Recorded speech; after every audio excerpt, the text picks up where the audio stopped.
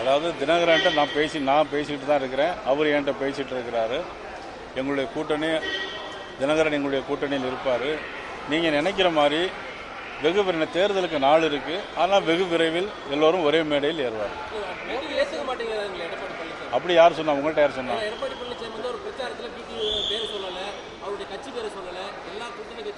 அது எப்படின்னா இல்லை, அதாவது என்ன முறையாக சில ஏற்பாடுகள் முடிந்த பிறகு எல்லா பேரையும் சொல்லுவாங்க.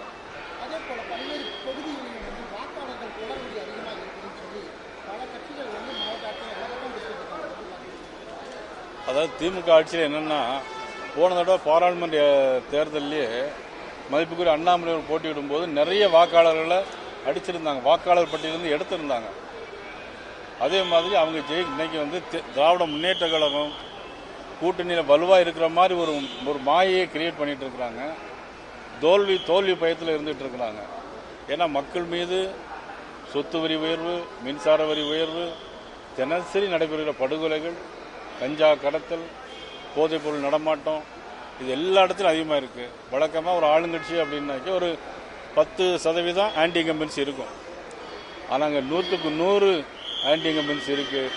எங்களுடைய கூட்டணி வெல்லும், தேசிய ஜனநாயக கூட்டணி ஆட்சி அமைக்கும். எல்லாருக்குமே உங்களுக்கும் அப்படித்தான். இல்லை, உங்களுக்கும் சுயமரியாதை முக்கியம், எனக்கும் சுயமரியாதை முக்கியம், எல்லோருக்கும் சுயமரியாதை முக்கியம். வெகு விரைவில் நீங்க நடக்கிற மாதிரி நல்லது நடக்கும்.